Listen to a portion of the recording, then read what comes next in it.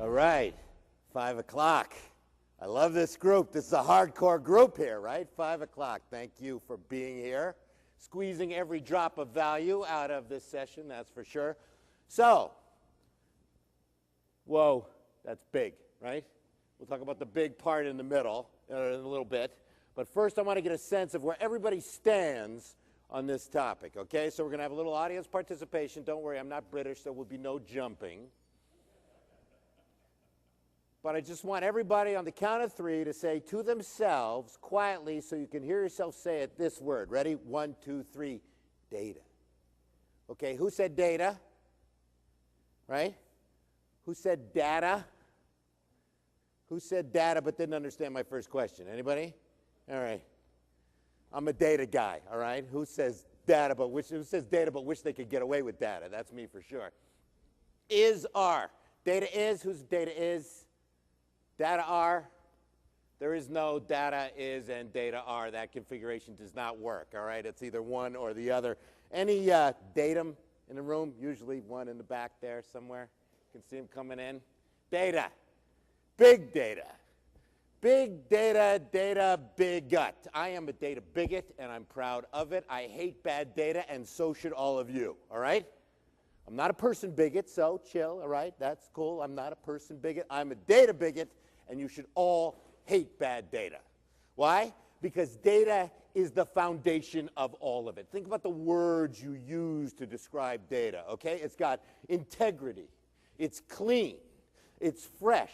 There's truth. There's trust. It's corrupted. Think about those words. Those are important words in the foundation, really, of everything. And there was a lot of talk, you know, is this a hierarchy? I've been in the data business forever. There's always talk about, you know, it's not really the data, it's the information. No, it's the analysis. No, it drives the intelligence. No, let's lead to the insight. No, what we really want is knowledge that brings action that powers decisions. It's really about making good decisions. It's not about the data at all.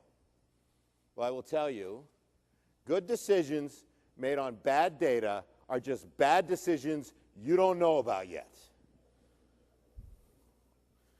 Data was first, okay? Data was first. Data was around. I'm fighting for the data gang out here, okay? Data was before software. It was before systems. I'll give you a little historical perspective. 1919, Standard Rate and Data published its first directory of media vehicles.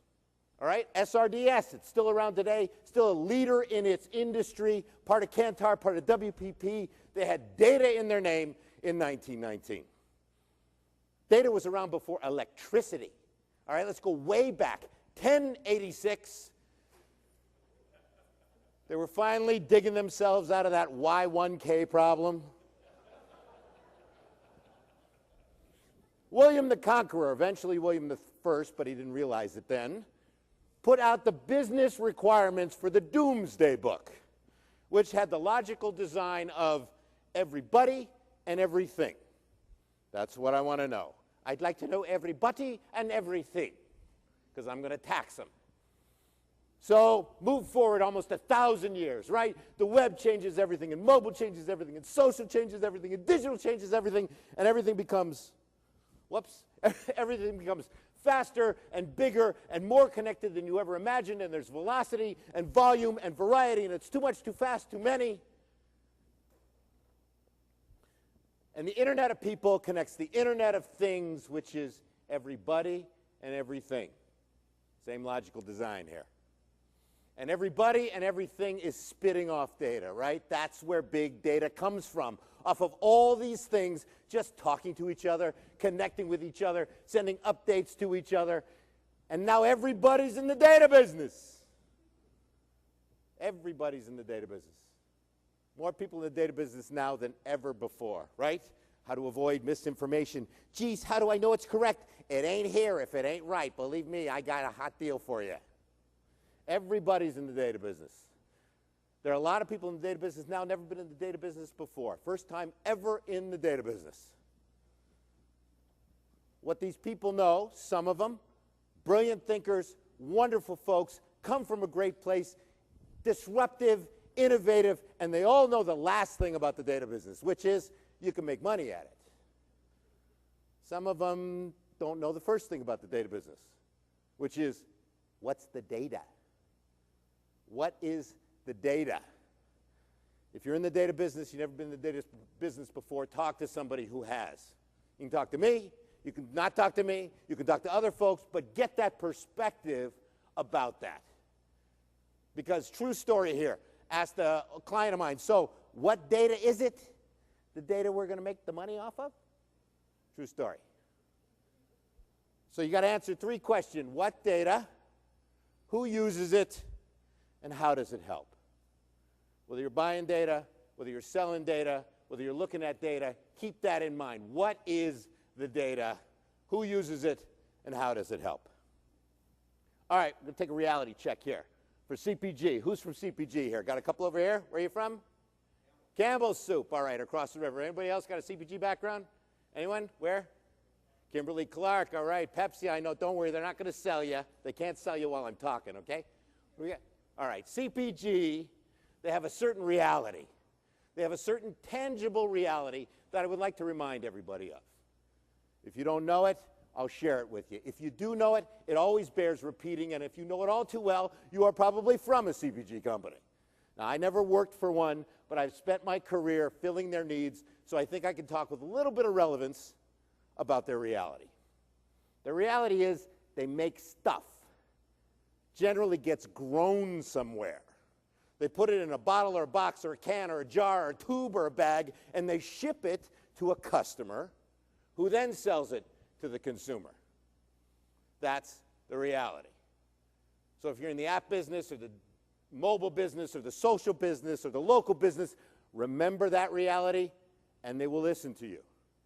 Improve that reality and they will love you. Ignore that reality and they will think you're an idiot. Because they do not have the luxury of a model that goes something like this. All right, we're going to create this new soup, and we're going to give it to as many people as possible. And as soon as we get enough people eating the soup, we are going to pivot to a model that allows us to monetize that experience. That fly in Camden? I don't think so, right? No, no, nowhere, right? Absolutely not. So remember that reality if you're talking to CPG folks. They have to move product. That's what they have to do. And in the off-quoted, just recently, as long ago as a half hour ago, this Gartner study about how in 2017 more money in IT will be spent by the CMO than the CIO. The CMO has got to move product. They have to move product. That is their priority. They love the systems. They love the data. They'll talk about it. But if they don't move product, they get delisted. And that's reality. So let's bring it back here to big data. How do we connect it here? Perkins Law number 2, Russell Perkins, who's the founder right over there of InfoCommerce Group. You want to learn Perkins Law number 1, you can chat with him later. But Perkins Law number 2 is big data needs little data, to which we add little data is master data. So to answer the titular question, big data master or servant, it is a servant. It must serve the master. You need to control that big data. You need to take it and make sure you can understand it, but it should not drive your process. So I'm going to give you a couple little data notions right now. Things I like to call Scott's little data notions to keep in the back of your mind. If you're using data, if you're selling data, if you're wondering why your data doesn't work, remember some of these. Ownership. Somebody brings you some data.